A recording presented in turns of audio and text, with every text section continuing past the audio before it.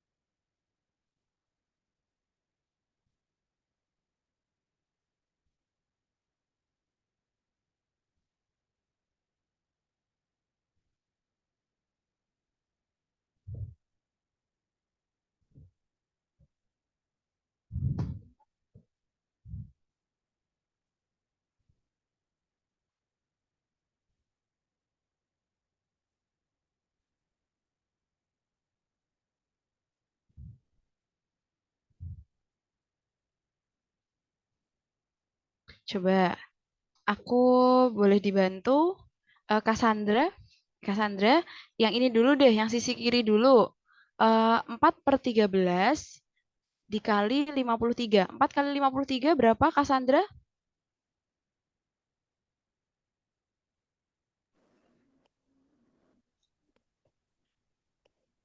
202. 202. Masa 202? Bentar, bentar. 53 kali 4 itu berapa?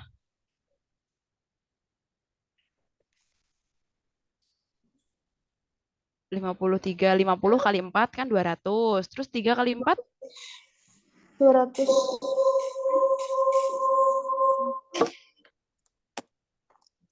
9. Ya, oke. 212. Yes, good. 212. Berarti di sini 212/13 sama dengan P ditambah, nah, 1/13/4 ya, 1/4/13 ini merupakan pecahan campuran. Namun untuk memudahkan bisa loh kalian ubah ke pecahan eh, biasa. Coba aku tanya ke Hilmi. Hilmi, 1/4/13 kalau diubah ke pecahan biasa jadi berapa?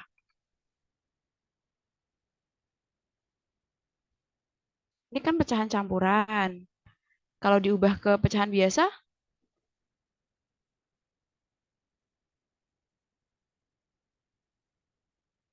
17.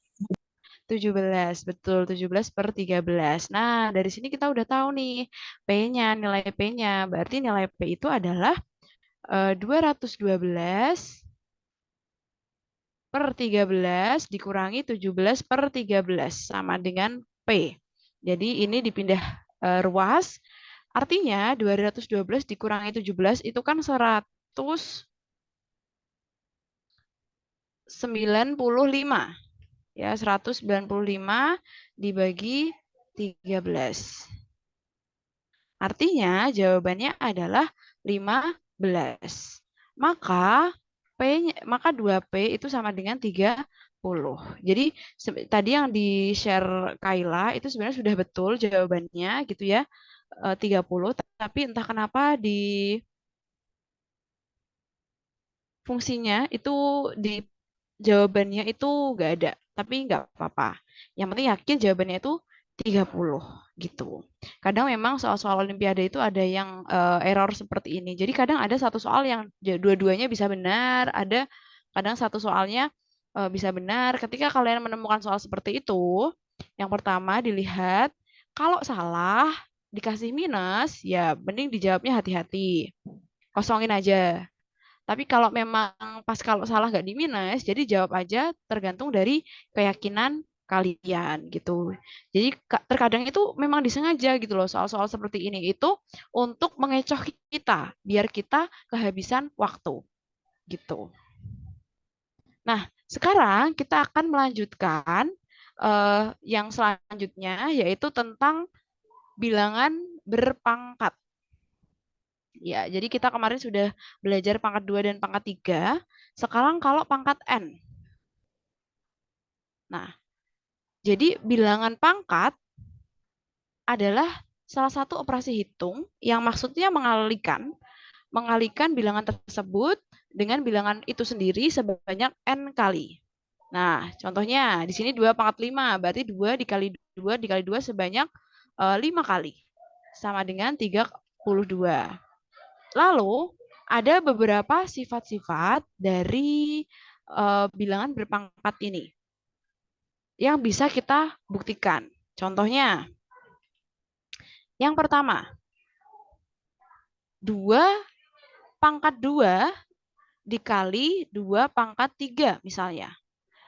Jadi A pangkat P kali A pangkat Q. Jadi sama-sama 2, yang satu dipangkatkan 2, yang satu dipangkatkan 3. Sekarang kita uraikan satu-satu. 2 kali 2, terus yang 2 pangkat 3 itu ya 2 kali 2 kali 2. Seperti ini. Ini adalah bilangan berpangkat. Nah, kalau bilangan berpangkat, berarti kita tinggal hitung ada berapa 2 di sini. Oh, 2 pangkat 5. Yang secara tidak langsung, ini adalah penjumlahan pangkat-pangkat di atasnya. Jadinya kalau ada bilangan berpangkat, kok bilangannya sama, terus dikalikan, maka pangkatnya tinggal ditambah. Sebaliknya, kalau bilangan tersebut dibagi, maka pangkatnya tinggal dikurangi. Ingat, syaratnya bilangan pokoknya harus sama loh ya. Contohnya di sini sama-sama 2.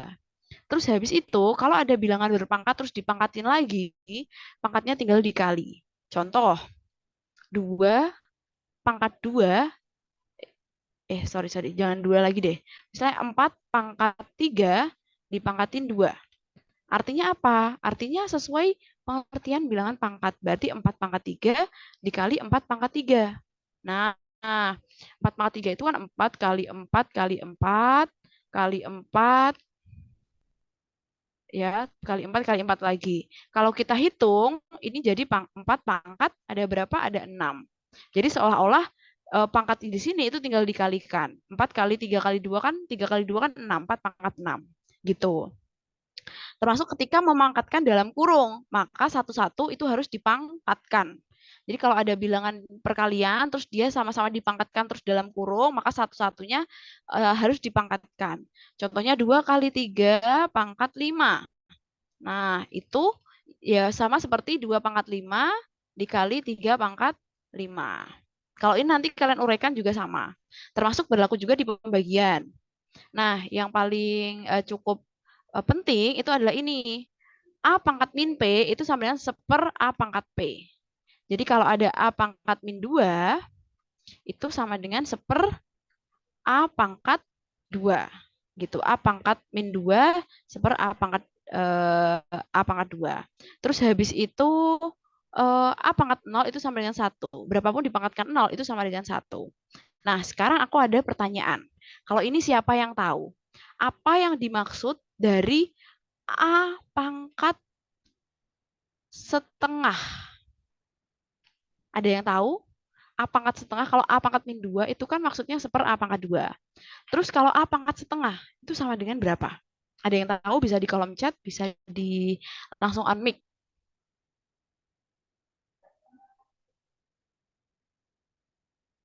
A pangkat setengah itu maksudnya apa?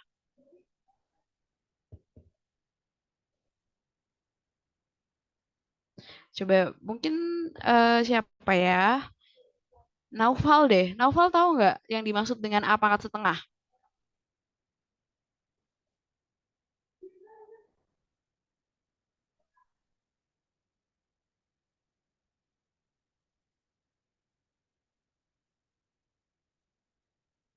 Gimana Naufal? Halo?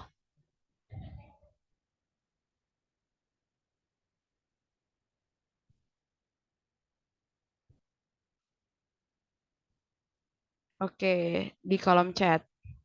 Oh, tidak tahu ya. Jadi, A pangkat setengah itu maksudnya adalah pangkat di sini itu akar. Jadi, A pangkat 1 di akar 2 atau sama dengan akar A. Nanti kalau kalian ketemu A pangkat 2 per 3, ya berarti eh, A pangkat 2 di akar 3. Jadi untuk setiap A, pangkat M per N itu sama dengan yang atas itu di dalam, yang di bawah itu jadi akar di luar. Gitu. Contoh pengerjaannya gimana? Misal aku punya 8 dipangkatkan 2 per 3. Ini bisa pakai dua cara. Pertama, bisa pakai cara yang ini. Pangkat, terus dipangkatin lagi. Itu pangkatnya tinggal dikali. Jadi tinggal 8 itu kan 2 pangkat 3. Dipangkatin lagi 2 per 3. Berarti ini tinggal kita kali. 3 dikali 2 per 3. Berarti coret-coret sama dengan 2 kuadrat sama dengan 4. Nah, ini cara yang pertama. Atau bisa juga pakai prinsip ini. 8 pangkat 2 per 3 itu sama dengan 8 pangkat 2 di akar 3. Ya, yang di bawah jadi akarnya. Nah, caranya bagaimana? Tetap sama. 8 itu kalau difaktorkan, ya. 8 itu kalau difaktorkan, itu kan berarti akar 2 kali 2 kali 2. Ini 8. Terus karena kuadrat berarti 2 kali 2 kali 2 lagi. Nah, di akar 3. Nah, setiap 3 bilangan, karena ini akar 3, berarti setiap 3 bilangan di dalam akar itu bisa keluar. Berarti sama dengan akar 2 kali 2. Sama dengan, kok akar 2 kali 2? Akarnya udah keluar dari akar ya. Berarti 2 kali 2 aja. Sama dengan 4 juga. Jadi sama. Mau pakai yang mana terserah yang memudahkan kalian. Gitu. Lalu, Nah, di sini ada contohnya. Nah, soal-soal seperti ini juga sering ada di Olimpiade, gitu ya, tentang menyederhanakan bentuk. Nah, seperti ini. Pangkat itu bisa disederhanakan ketika bilangan pokoknya sama. Ya ini sama-sama X, ini sama-sama Y. Baru bisa mereka dibagi. Contohnya di sini. 9X kuadrat Y pangkat min 4 dibagi 3X Y kuadrat. Gampang. Pertama, 9 sama 3 bisa kita bagi dulu. Berarti jawabannya 3. Terus X kuadrat dibagi X. Kalau dibagi, pangkatnya itu tinggal dikurangi, teman-teman. Berarti ya, X pangkat 2 dikurangi 1. Terus yang Y itu dikurangi juga. Min 4 dikurangi 2. Ketemulah jawabannya 3X pangkat 1, Y pangkat min 6. Sebenarnya ini sudah cukup. Tapi tadi kita tahu ada prinsip di mana seper A pangkat min X, seper, gini dulu. A pangkat min X itu sama dengan seper A pangkat X. Jadi pangkatnya tinggal ditaruh ke bawah, nanti pangkatnya jadi positif. Berarti 3X ini, Y pangkat min 6 itu bisa kita tulis Y seper Y pangkat 6. Atau sama dengan 3X per Y pangkat 6. Gitu.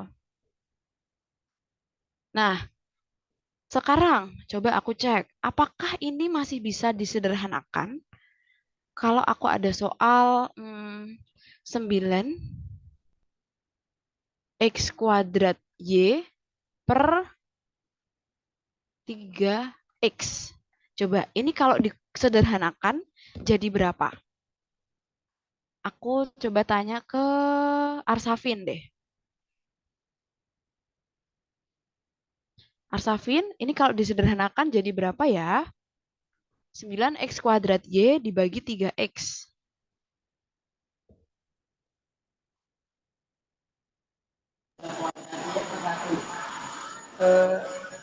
3 kuadrat Y per 1.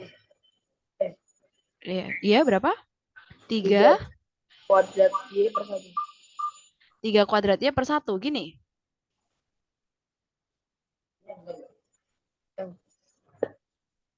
Betul? Nggak tahu. Oke, nah sekarang coba jangan off mic dulu. Aku mau tanya. Di sini kita bagi dulu dari depan. 9 bisa dibagi 3 nggak? Iya. Jawabannya 3 ya. Terus, X kuadrat bisa dibagi X nggak? Bisa. Bisa, karena sama-sama X. Bilangan pokoknya sama. Kalau dia dibagi, pangkatnya tinggal dikurangi. Nah, aku mau tanya Arsafin. Di sini X yang bawah ini seolah-olah tidak ada pangkatnya. Kalau nggak ada pangkatnya, berarti di sini kita bisa tulis berapa? Pangkat berapa? Satu. Pangkat satu, betul. Nah, terus kita ingat, kalau bilangan berpangkat itu dibagi, pangkatnya tinggal dikurangi. Berarti 2 dikurangi satu. Berapa 2 dikurangi satu? Satu. Satu, maka hasilnya kita masih punya X pangkat satu atau X aja boleh. Terus habis itu di sini Y-nya tinggal Y-nya. Y-nya punya teman nggak, Vin? Ya. Di bawah nggak ada. Berarti dia nggak ada yang bisa dibagi. Berarti Y-nya tetap tuh. Jadi jawabannya adalah 3XY. Gitu ya. Nah, nanti kita cari soal yang mirip dengan ini, terus kita bisa kerjakan bersama-sama. Oke, thanks Arvin. Terus kita lanjut. Nah, ini tadi yang sudah kita jelaskan ya, teman-teman. M per N itu ketika A pangkat M per N, maka sama dengan akar dari yang atas jadi pangkat, yang bawah jadi akar. Nah, aku mau tanya, ada nggak yang tahu alasannya kenapa ada keterangan N-nya tidak boleh sama dengan nol? Kenapa M-nya boleh tapi N-nya nggak boleh sama dengan nol? Coba, mungkin Kaila bisa menjawab nggak? Kenapa harus ada keterangan N tidak sama dengan nol? Karena kalau umpamanya N-nya 0 kan nggak bisa dijelaskan ya. Mungkin kalau M-nya boleh 0, karena semua bilangan kalau dipangkatin 0, itu kan nanti hasilnya tetap 1. Cuman kalau N-nya nggak Mm-mm. boleh 0, karena akar 0 gimana cara nyarinya? Iya, betul. Itu juga boleh jawabannya. Atau ingat, di sini bentuknya itu pecahan. Ya, jadi berapapun dipangkatkan nol itu tidak ada hasilnya. Jadi ini bilangan kalau nol itu sampai di bawah, kan kebetulan ini bentuknya pecahan. Kalau penyebutnya itu sampai nol, maka bilangan ini tidak terdefinisi. Makanya diklaim dulu di awal kalau n-nya tidak boleh sama dengan nol karena n-nya itu posisinya di bawah sebagai penyebut. Kalau penyebut sampai nol, maka eh, hasilnya tidak terdefinisi. Nah, jadi kalau kalian ada pertanyaan seperti ini, misal 0 dibagi 5 itu sama dengan nol. Artinya apa? Nol dibagi berapapun jawabannya pasti nol. Ya, karena ibaratnya gini, kalian punya satu potong kue, kalian nggak punya kue, terus kalian mau bagi ke 5 orang. Berarti kan setiap orang akan dapat berapa kue? Ya nggak dapat sama sekali, wong kalian aja nggak punya kue, gitu. Tapi kalau misalnya dibagi nol, misalnya aku punya 2 kue, mau aku bagi ke 0 siswa, ya tidak terjadi pembagian di situ. 2 bagi 0 itu berarti tidak ada operasi apapun gitu. Mau ngebagi kok ke 0 siswa. Nah, jadinya ini itu sering dilambangkan dengan tidak terdefinisi atau aku nyebutnya olet-olet, gak tahu kalian nyebutnya apa ya, tidak terdefinisi. Nah itu Mbak ada jawabannya tidak terdefinisi. Nah, tidak terdefinisi itu bukan merupakan suatu bilangan gitu ya, tidak terdefinisi itu bukan merupakan suatu bilangan. Jadi nggak boleh pangkat di pokoknya penyebut di sama dengan nol itu nggak boleh. Nanti kalian akan ketemu di soal-soal terkait ini. Nah, ini sama kayak tadi. Jadi A pangkat 1/n itu sama dengan akar n dari A. Jadi ini eh, bisa diubah bentuknya seperti ini. Sebenarnya mirip juga bentuknya dengan persamaan pangkat tadi ya. Kalau akar itu ya artinya kalau dia di dalam akar itu perkalian bisa dipecah. Kalau misal di dalam akarnya itu dia pembagian, ya sama, bisa dipecah dan tidak akan merubah nilai. Contoh, kalau aku punya akar 4 kali akar 4, akar 4 kali 4. Berarti kan sama dengan ada 2 bilangan di belakang, di dalam akar, berarti tinggal kita keluarin salah satu. Kita dapat jawaban 4. Tapi kalau ini mau kita pecah, akar 4 dikali akar 4. Nah, akar 4 kan 2, dikali 2, maka jawabannya juga akan 4. Jadi mau dipecah atau enggak itu tetap boleh. Yang enggak boleh itu kalau pengurangan. Contoh, kalian ada pengurangan akar 25 dikurangi 9. Nah, ini kalian pecah jadi eh, akar 25 dikurangi akar 29 itu enggak boleh gitu. Bolehnya perkalian. Bolehnya perkalian ya. Mohon tunggu sebentar ya. Ada teman-teman mohon tunggu sebentar ya.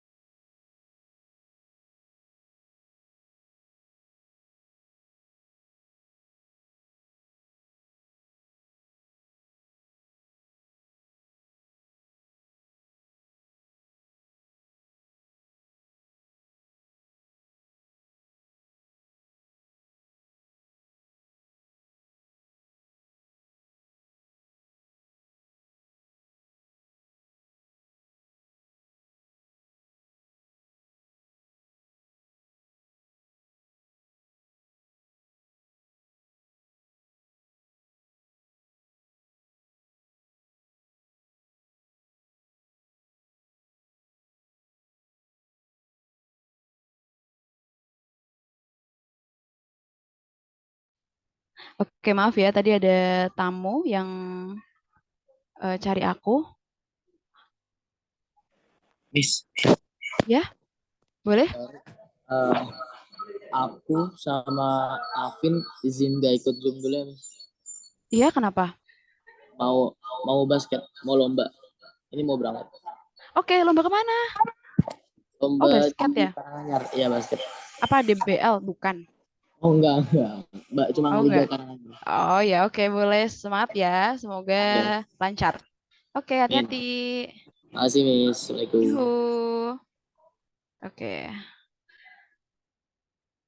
Nah, oke, yang lain kita lanjut ya. Mohon maaf tadi ada iklan sebentar. Nah, terus setelah kita belajar bentuk akar, nah di sini kita akan merasionalkan akar. Nah, aku jelaskan dulu materinya. Nah, ini diminta untuk menyederhanakan, tinggal kita ubah ke formula-formula yang tadi sebelumnya kita udah tahu. Nah, sekarang itu adalah merasionalkan bentuk akar. Merasionalkan. Aku mau wawancara lagi. Wawancara. Mumpung Hamid on cam, aku mau tanya ke Hamid. Hamid, aku mau tanya, menurut Hamid, merasionalkan itu apa sih? Rasional itu pernah dengar nggak kata rasional, Hamid? Nggak tahu. Oke. Nah, jadi sebenarnya teman-teman, eh kalau aku jelasin silsilah bilangan, biasanya silsilah keluarga ya. Ini silsilah bilangan. Bilangan itu ada yang awalnya itu kan induk dari bilangan itu ada bilangan real, bilangan nyata, dan bilangan yang imajiner atau bilangan yang bisa ditulis tapi sebenarnya nggak ada. Yaitu kemarin kita udah kasih tahu yaitu bilangan akar negatif. Akar negatif itu adalah bilangan imajiner karena akar itu kan pangkat 2. Dia nggak mungkin negatif. Ya kalau min kali min aja nilainya positif kok. Nggak ada akar yang nilainya negatif. Akar pangkat 2 ya yang nilainya negatif itu nggak ada. Nah, bilangan real ini kita bagi menjadi 2 lagi. Bilangan yang rasional dan bilangan yang irasional. Bilangan yang rasional, nah ini diingat-ingat. Bilangan rasional adalah bilangan yang bisa diubah bentuknya ke dalam bentuk A per B. Contohnya, A per B itu misalnya 2. 2 itu bilangan rasional karena bisa diubah ke bentuk 2 per 1. Terus habis itu eh, setengah itu jelas rasional. Terus min 1 itu jelas rasional kan bisa diubah ke bentuk min 1 per 1. Intinya segala bilangan yang bisa dinyatakan dalam bentuk pecahan itu bilangan rasional. Nah, terus bilangan irasional itu bilangan yang seperti apa, Bu? Ya bilangan yang nggak bisa disajikan dalam bentuk pecahan. Ciri-cirinya itu biasanya kalau dibuat desimal, desimalnya itu nggak teratur. Kalau desimal teratur itu kan contohnya 1/3. Ini kan hasilnya kan 0,33333 masih teratur gitu loh angkanya. Tapi bilangan irasional itu adalah bilangan yang tidak teratur. Contohnya nilai pi. Kok nilai pi simbolnya seperti ini sih? Nilai pi. Nilai pi itu tidak rasional. Karena nilai pi itu ya 3,14 sekian sekian sekian sekian gitu. Jadi ini tidak rasional atau irasional. Nah, biasanya irasional itu juga bisa dinyatakan dalam bentuk akar. Contohnya akar 2, akar 3. Kalau kalian di tab itu ada kalkulator, terus kalian cari nilai akar 2. Nah, coba aku minta tolong ke Malca deh. Malca boleh tolong dibuka kalkulatornya, terus coba cari nilai akar 2. Berapa Malca? Bisa nggak cari akar 2 lewat kalkulator?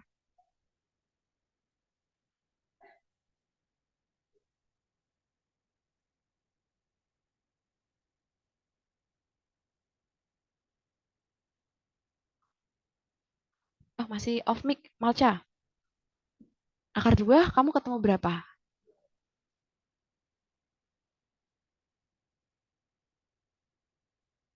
Oke. Em, apakah bisa mencari akar 2 dari kalkulator? Akar 2. Ya. Hasilnya berapa? 1, terus? 41421356253. Ya, terima kasih. Cepet banget bacanya. Iya, jadi komanya itu tidak teratur. Nah, ini irasional. Jadi biasanya disajikan ke dalam simbol-simbol atau akar. Ya, akar 2, akar 3. Nah, apa yang dimaksud merasionalkan penyebut? Nah, merasionalkan penyebut itu adalah ketika angka di bawahnya itu masih akar-akar, kita ubah ke bilangan nyata. Contohnya di sini. Ada sebuah pecahan itu 3 per akar 5. Bawahnya kan akar-akar. Itu kan tidak rasional. Nah, biar rasional itu kita kali dengan sesamanya atau sekawannya. Nah, di sini contohnya. 3 per akar 5 itu kita kali akar 5 per akar 5. Kita 3 per akar 5 itu kita kali akar 5 per akar 5. Berarti di sini kita dapat 3 kali akar 5. Ini harusnya ke sini dulu ya. Kita kali akar 5 per akar 5. Jadi atas dikali, bawah juga dikali. Biar gak merubah nilai. 3 kali akar 5 ya 3 akar 5. Terus akar 5 dikali akar 5. Nah, kalian perhatikan di sini. Akar 5 dikali akar 5 itu kan sama dengan akar 5 kali 5. Sama dengan akar, nah 25 atau 5 kali 5 ini kan dua angka yang sama di dalam akar. Jadinya bisa ditarik keluar, jawabannya 5. Jadi nanti ketika kalian ketemu akar A dikali akar A, berapapun itu, akar 1 dikali akar 1, akar 2 dikali akar 2, jawabannya akan selalu A. Jadi kalau ada akar 6 dikali akar 6, jawabannya akan 6. Nah, itu adalah kunci dalam merasionalkan penyebut. Akhirnya diperolehlah hasil akhirnya 3 per 5 dari akar 5. Jadi yang semula akarnya penyebutnya itu masih berbentuk akar, dia masih sudah berbentuk tidak akar, tapi akarnya pindah. Bukan berarti hilang, tapi akarnya itu pindah. Gitu. Terus ini sekawannya, dikali sekawannya gini juga bisa. Menggunakan prinsip A min B dikali A plus B itu sama dengan A kuadrat dikurangi B kuadrat untuk merasionalkan penyebut yang bentuknya akar A plus akar B. Nah, contohnya seperti ini. Kalau tadi itu cuma akar A aja, kalau ini ada minusnya.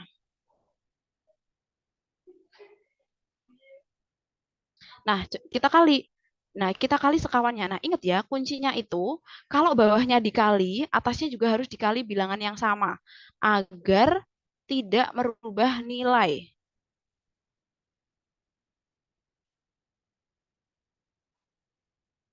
Kenapa tidak merubah nilai? Karena kan kalau bilangan penyebut dan pembilangnya itu sama, dia kan hasilnya 1. Contoh 5 per 5, 6 per 6, itu kan hasilnya 1. Jadi termasuk akar 5 plus 2, dibagi akar 5 plus 2, itu kan hasilnya 1. Berapapun kalau dikali 1, itu kan tidak merubah nilai, gitu. Tapi bisa merasionalkan akar. Jadi contohnya di sini teman-teman, kalian bisa lihat. Sebelumnya akar 5 min 2 dikali akar 5 plus 2. Tinggal kalian kuadratkan satu-satu. Akar 5 dikali akar 5, jawabannya 5. Ya, akar A kali akar A sama dengan 5. Sama dengan A. Terus habis itu 2 kali 2, jawabannya 4. Maka di sini kita dapat 5 min 4. Sama dengan 1. Atau bisa dihilangkan. Dibagi 1 kan nggak merubah nilai ya. Jadinya kita dapatlah hasilnya 3 akar 5 ditambah 6. Jadi bentuk yang semula seperti ini, itu bisa berubah menjadi seperti ini. Dengan merasionalkan penyebut. Tuh, nanti akan ada soal seperti itu. Oke, ini terkait bilangan pangkat dan akar. Itu siapa sih belakangnya Malca? Ayo ikut sekalian. Belajar matematika. Nah, terus sekarang kita akan coba membahas yang ini, bilangan dan deret. Barisan, bilangan, dan deret. Ini soal yang ada di latihan kita ya.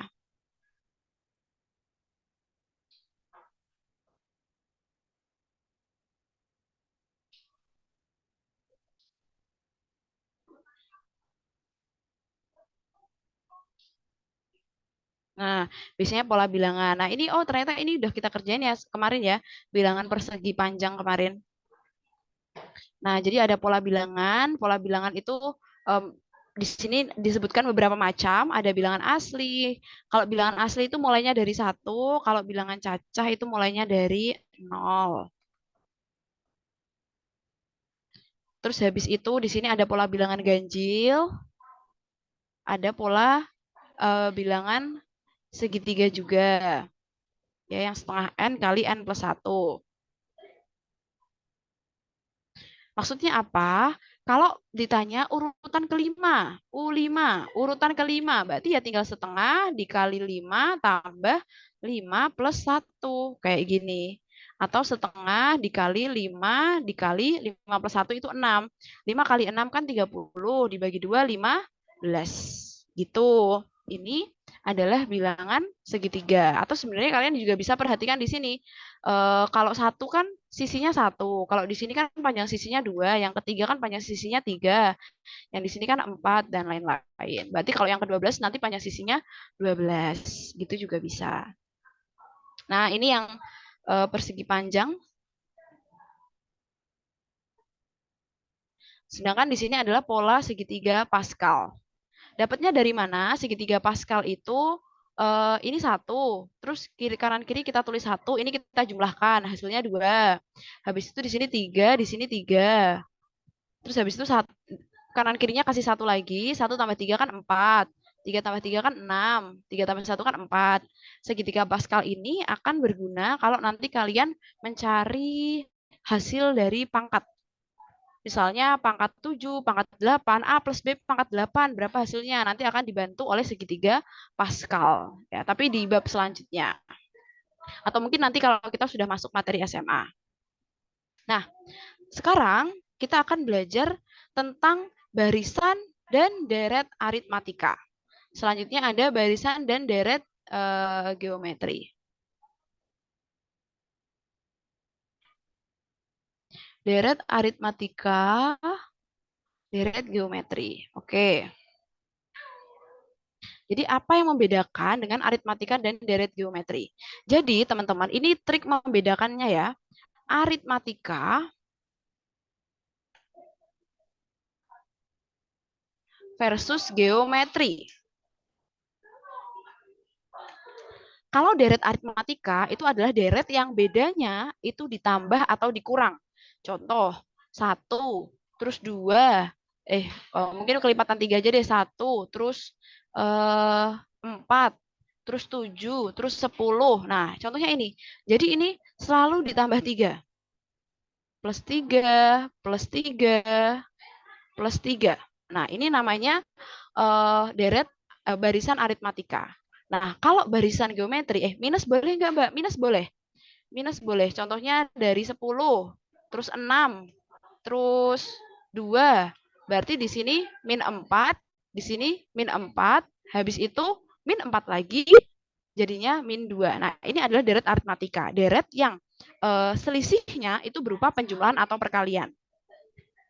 Di deret aritmatika, selisih itu atau pengubahnya itu sama dengan beda atau disimbolkan dengan huruf B. Terus U1 ya, U1 itu sama dengan urutan ke-1. U2 berarti urutan kedua. Nah ini U1 sama dengan urutan ke-1, U2 sama dengan urutan kedua sampai UN urutan ke N. Yang N-nya berapa ya kita nggak tahu, tergantung nanti permintaan soal. Nah, urutan ke-1 itu juga bisa disebut dengan A. Gitu. Beda dengan barisan geometri. Kalau barisan geometri itu adalah barisan yang pengubahnya itu adalah perkalian kalau enggak pembagian. Jadi bedain ya, aritmatika itu ditambah terus atau dikurang terus, kalau geometri itu dikali terus atau dibagi terus. Contoh deret geometri itu 5, terus 25, terus 125. Ini kan 5 ke 25 dikali 5. 25 ke 125 juga dikali 5. Ini namanya deret geometri. Kalau di geometri itu namanya rasio. Kalau ini tadi kan beda. Kalau di geometri itu namanya rasio. Rasio atau dilambangkan dengan R. Nah, apa kalau makin lama makin kecil boleh nggak, Mbak? terus 20, terus 10. Jadi selalu dibagi 2. Ini boleh. Jadi dia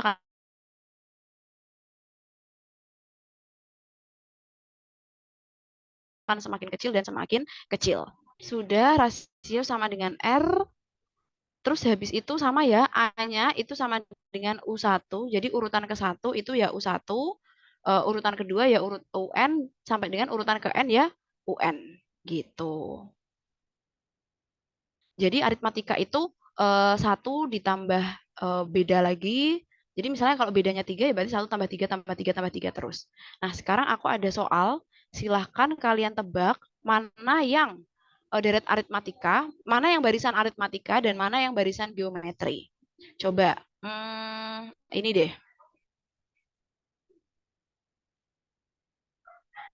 Jadi deret aritmatika, barisan aritmatika sama pola bilangan itu beda ya. Kalau pola bilangan itu dia polanya bisa macam-macam. Tapi kalau deret aritmatika itu selalu ditambah kalau nggak dikurang oleh satu bilangan yang sama. Nah, sekarang kalau aku punya ini.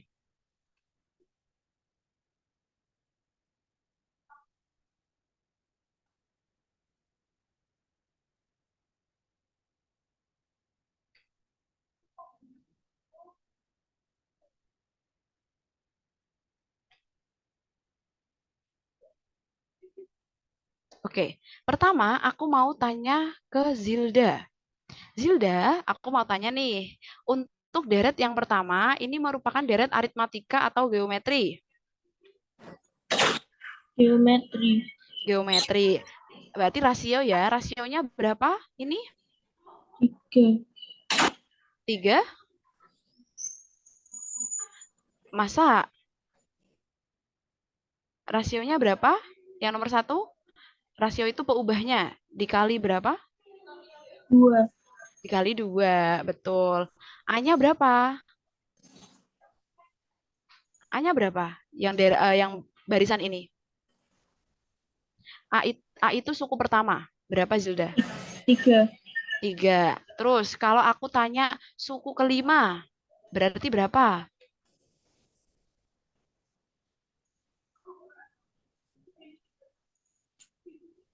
Suku kelima berarti habis ini ya. Berapa, Zilda? 48. Betul, 48. Karena kita udah ngitung sampai suku keempat, mau suku kelima, berarti tinggal dikali rasio kali 2. 48. Oke, sip. Terima kasih. U5-nya sama dengan 48. Dah bagus. Terus sekarang aku mau tanya ke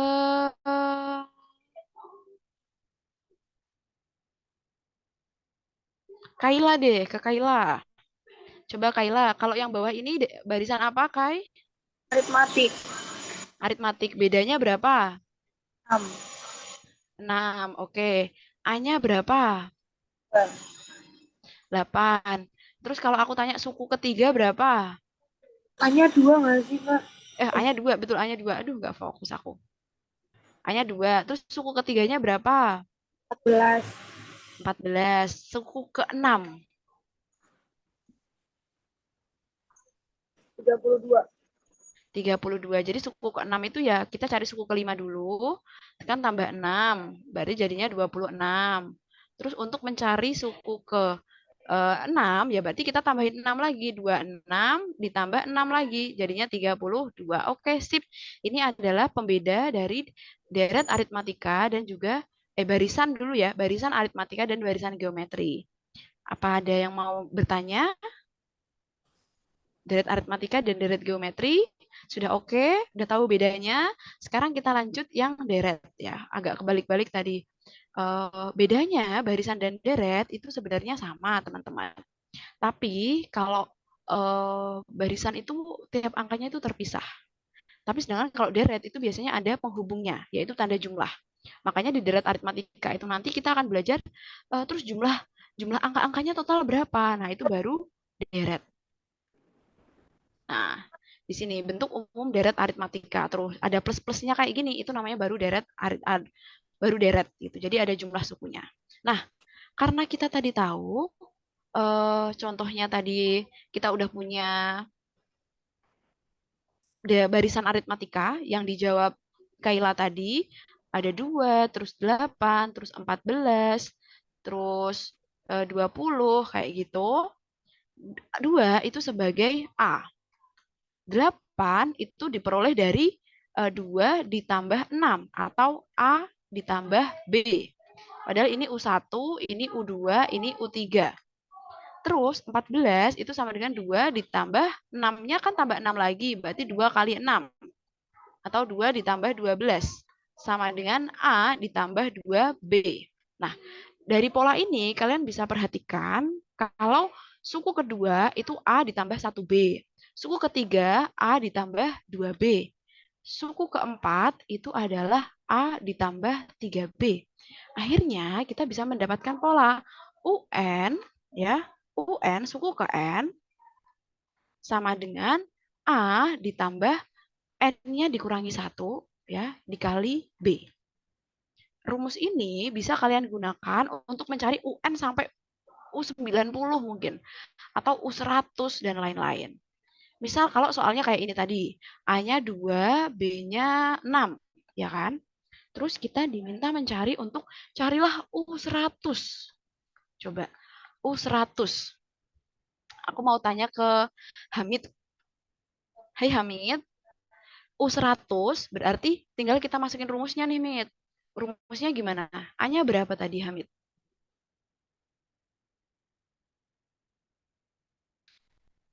A-nya berapa kan rumusnya A tambah A-nya berapa, Mit? 2.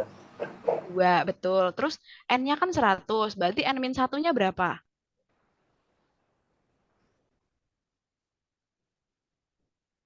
N-nya kan 100, terus dikurangi 1 jadinya berapa? 99. 99 dikali bedanya berapa? 6. 6, good. Ya, terus sekalian nih Hamid, 99 kali 6 berapa? 99 kali 6 itu kan berarti tinggal 100 kali 6. Kan 99 itu kan 100 kurangi 1. Berarti tinggal 100 kali 6 dikurangi 6. 100 kali 6 kan 600. Dikurangi 6 berarti berapa? 2 tambah 500. 94. 94. Good. Atau berarti suku ke 100 itu 596. Nah, kayak gitu. 596. Nah, jadi walaupun U1-nya cuma 2, U2-nya cuma 8, ternyata kalau sampai U100 itu jadinya banyak juga, 596. Dari sini kita bisa ambil hikmah bahwasanya walaupun kita mulai dari bawah gitu, atau kita mulai dari kita pas masih mungkin belum pinter atau mungkin masih banyak yang belum kita ketahui, tapi setiap hari ada progres. Kecil nggak apa-apa, tambah 6, tambah 6, tambah 6 terus. Ternyata setelah hari ke 100, jadinya ya 596, jadi banyak juga gitu. Padahal awalnya tadi cuma 2. Nah, itu juga bisa kita pakai istilah menabung. Kan ada istilah namanya menabung sedikit-sedikit, lama-lama jadi bukit. Nah, itu ya contohnya kayak gini. Walaupun ditambah 6, tambah 6, terus nanti lama-lama akan dapat 596. Maaf Miss, dapat 99-nya dari mana? Iya, dapat 99-nya itu kita lihat dari rumus ini nih. Nah, dari rumus ini. Kan rumus UN itu kan sama dengan A plus N min 1B. Nah, yang aku tanya itu U100. Berarti N-nya sama dengan 100. Nah, habis itu kita masukin. Tadi Hamid sudah membantu. A-nya 2 ditambah N dikurangi 1. Padahal N-nya 100. 100 dikurangi 1 adalah 99. Dikali bedanya adalah 6. Makanya jadinya seperti ini. Jadi kalau misalnya ditanya U200, ya berarti N-1-nya ya 200 dikurangi 1.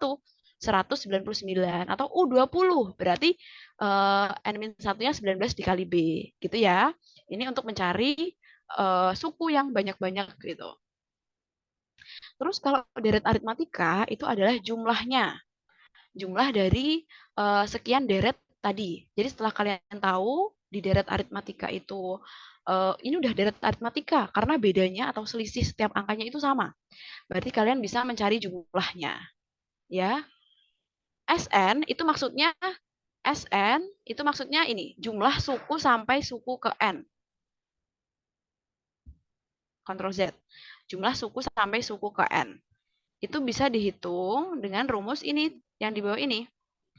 Sn sama dengan N per 2 dikali 2A plus N-1B.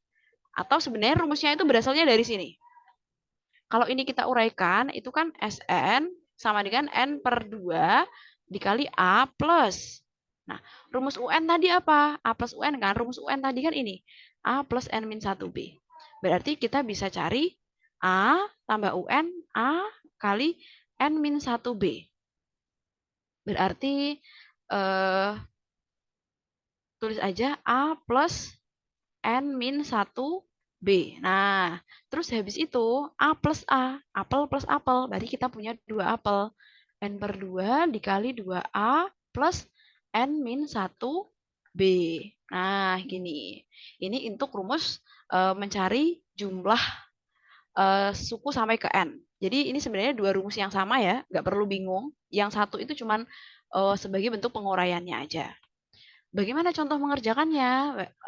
Misalnya tadi kita punya deret aritmatika. Yang tadi. Ketika A-nya 2 dan bedanya 6. Maka kan sukunya ada 2, terus habis itu 8, terus 14, terus 20. Nah, misalnya ditanya S3. Berarti jumlah suku sampai suku ketiga. Maksudnya ya suku pertama, tambah suku kedua, tambah suku ketiga. Kita bisa nyari pakai rumus S3 ini. Padahal rumus S3 itu N per 2 dikali A plus UN. Karena kita udah tahu U3, ya U3 kan tahu 14. Nah, berarti langsung pakai rumus A plus UN aja. Tapi kalau U-nya belum tahu, kita harus pakai rumus yang panjang ini. Karena kita cuma tahu A, B, sama N-nya. Kalau kita udah tahu UN-nya, berarti tinggal dimasukin N-nya kita ganti 3. Berarti 3 per 2, N per 2 jadi 3 per 2, dikali A-nya tadi 2, ditambah UN. Suku ke N itu 14. U3 kan sama dengan 14 ini U3. Jadi tergantung yang ditanya S berapa ya. Terus artinya 3 per 2 dikali 2 tambah 14 itu 16. Coret-coret 8, 3 kali 8, 24. Nah, kalau misalnya kita buktikan, emang bener sampai suku ketiga itu jumlahnya 24. Ternyata bener. Contohnya 2 tambah 8 itu kan 10. 10 tambah 14, 24. Bener kan? Jadi kalian bisa mencari satu-satu, baru kalian jumlahkan, atau kalian ini, kalian apa maksudnya ya, dipakai rumus S3 tadi. Tergantung mana yang lebih cepat, tapi ya tentu lebih cepat kalau S3. Ini kan S3. Kalau misalnya yang ditanya sampai S10, jumlah suku sampai ke 10 kan lama kalau harus kalian hitung satu-satu baru dijumlahin. Jadi rumus S ini akan sangat membantu. Gitu. Oke. It's. Nah, sedikit lagi kita selesaikan sekalian ya yang barisan dan deret geometri. Nah, kalau yang barisan deret dan geometri itu kan pembedanya itu kan rasio. Kalau yang aritmatika tadi, selisihnya itu bisa kita cari tinggal mengurangi setiap sukunya. Contoh, suku ketiga dikurangi suku sebelumnya, ya ketemu rasionya berapa. Kalau geometri, karena pembedanya adalah dikali, maka untuk mencari rasionya kita harus membagi. Jadi suku sebelumnya membagi suku setelahnya. Contohnya kayak gini. Tadi ada geometri 3, terus 6, terus 12. Untuk mencari rasio, kalian bisa 12 dibagi 6. Jadi suku selanjutnya dibagi suku sebelumnya gitu. Atau U3 bagi U2, atau U2 dibagi U1, 6 bagi 3. Ini akan memperoleh hasil yang sama. Rasio itu selalu seperti itu. Nah, untuk rumus suku ke N-nya bisa dihitung dengan UN sama dengan A dikali R pangkat N min 1. Awal mulanya itu ada. Contohnya di sini 3 kali 6. 3, 6, 12. 3 itu kan sebagai suku pertama atau A. Ya kan? Terus 6 itu kan A dikali R. Atau 3 dikali 2. Dikali 2 lagi. Terus 12 itu kan 6 dikali 2. Berarti 3 dikali 2 dikali 2 lagi. Atau 3 kali 2 pangkat 2. Artinya, kalau U1 A doang, U2 itu dikali R 1 kali, U3 itu dikali R 2 kali. Gitu. Artinya apa? Artinya U lainnya itu bisa dicari dengan R-nya tinggal pangkatnya dikurangi 1 gitu. Contoh kalau ini misal aku ditanya, Miss coba cari U6. Ya berarti tinggal A dikali R pangkat 6 min 1, pangkat 5. Padahal A-nya tadi 3. Berarti 3 dikali R-nya itu 2. 2 pangkat 5. 3 kali 2 pangkat 5 itu 32. Berarti 96.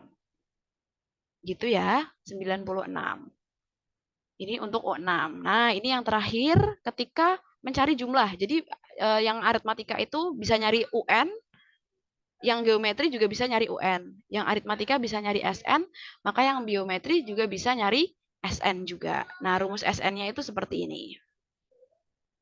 Sebenarnya ini ada langkah-langkahnya. Kok bisa dapat rumus SN kayak gini? Kalau kalian kepo, nanti bisa tanya ke aku, nanti bisa aku kirim langkah-langkahnya, atau kalian ini kita bisa bahas di pertemuan berikutnya. Nah, untuk mencari rasio, ini khusus ini akan aku jelaskan lebih lengkap di pertemuan berikutnya aja, terkait perbandingan gitu ya. Sekarang kita akan coba mengerjakan latihan soal yang kemarin sebenarnya sudah kalian kerjakan tentang ini, bilangan, pola. Nah, contohnya di sini nih. Coba boleh kita ngerjain 2 soal ya. Ya, terakhir kita mengerjakan 2 soal ini, nomor 8 dan 9. Boleh aku minta tolong ke Cassandra lagi. Ke Ova deh. Ova tolong dibaca soal nomor 8.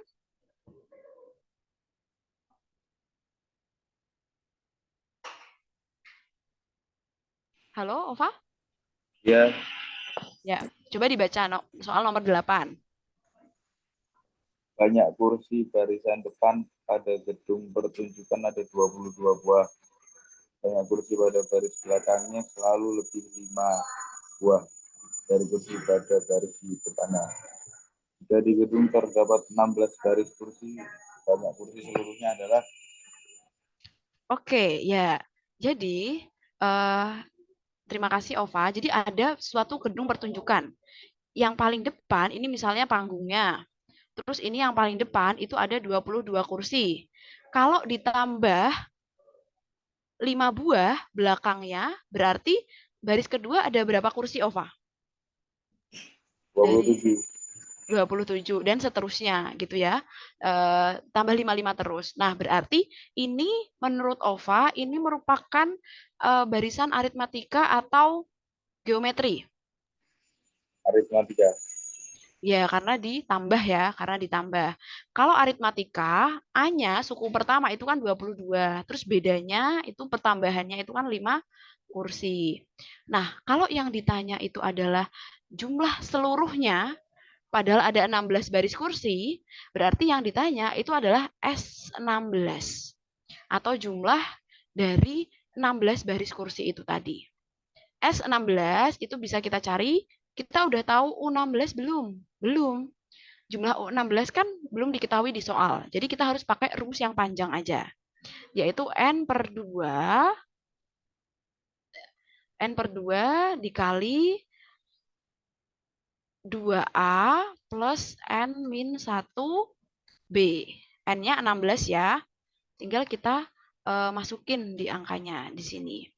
N per 2 berarti berapa ya N per 2? N-nya 16, berarti 16 per 2. 2A itu berarti 2 kali 22 ditambah N min 1B. N min 1, N-nya 16, dikurangi 1 berarti 15B. Nah, udah ketemu deh. Ini tinggal kita hitung. Oke, aku tugaskan Ova untuk menghitung ini. Jawabannya berapa, Ova? Aku tunggu ya. Nanti kalau udah bisa dikirim ke kolom chat. 16 per 2. Atau yang lain juga deh, cepet-cepetan coba. Siapa yang kira-kira bisa menyelesaikan paling cepat, bisa dikirim ke kolom chat hasilnya. Ayo, 16. Oh, gila. Naufal, kamu pakai apa ngitungnya? Sudah ada ketemu Naufal 952. Ada yang nomor 2 nih yang hitung. Oh, Hamid juga udah dapat. Mantap. Good. Nah, Oh, ini aku belum selesai ya. Bedanya itu 5 ya, teman-teman. Bedanya itu 5. Nah, sip. Kita udah ketemu 952. Sekarang yang terakhir, suku ke-8. Nah, ini unik ini. Coba aku tanya ke Malca. Malca, menurut Malca ini yang nomor 9, itu geometri atau aritmatika? 81 jadi 27 itu diapain sih? Dikali kah atau dibagi? Menurut Malca ini geometri atau aritmatika? Hah? Kali. Apa? Kali. Dikali, ya betul. Ini adalah barisan geometri. Jadi ini kan kayak dibagi 3 terus ya. Dibagi 3 itu sama dengan dikali 1/3. Nah, artinya kita udah tahu ini adalah barisan geometri dan ditanya itu suku ke-8. Ingat, suku ke-8 sama banyaknya jumlah itu beda ya. Kalau suku ke-8 berarti yang ditanya U8. Padahal rumusnya tadi A dikali R pangkat N-1. A-nya berapa, Malca? Suku pertamanya berapa? 81.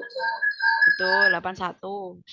Oh, maaf ya. Terus rasionya kan 1/3 dikali N pangkat -1 itu berarti pangkat 7. Nah, berarti kita tinggal menghitung 81 dikalikan 1/3 pangkat 7. Jadi, untuk cara mudahnya, tadi kan kita udah belajar bilangan pangkat. 81 itu 3 pangkat berapa sih? Ada yang tahu? Bisa dijawab di kolom chat. 81 itu 3 pangkat berapa? Berapa? 81 itu 3 pangkat berapa? Apakah pangkat 2? Atau ke pangkat 3? Atau pangkat 4? Berapa? 81? Oh. Oke, wah banyak nih yang jawab. Bagus, Zilda nih. Pangkat 4, betul. 81 itu 3 pangkat 4. Terus pertanyaan kedua, 1/3 itu bisa diubah jadi pangkat berapa? 3 pangkat min 1 ya. Karena kan 1/3 pangkat 1 pindah ke atas jadi pangkatnya negatif 3 pangkat min 1. Ini dipangkatin 7. Nah, ini ilmu bilangan pangkat kita tadi kepake untuk menyelesaikan soal ini. Min 1 dipangkatin 7 itu kan berarti tinggal dikalikan. Ya, berarti 3 pangkat 4 dikali 3 pangkat min 7. Nah, bilangannya sama-sama 3, terus dikalikan, berarti pangkatnya tinggal ditambah. Berarti 4 tambah min 7, atau 4 kurangi 7, 3 pangkat min 3. Ini dia jawabannya. 3 pangkat min 3 artinya ya, karena pangkatnya negatif, kita taruh ke bawah biar pangkatnya positif.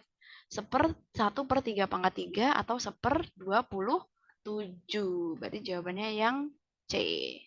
Gitu. Oke, dari sini apakah ada pertanyaan?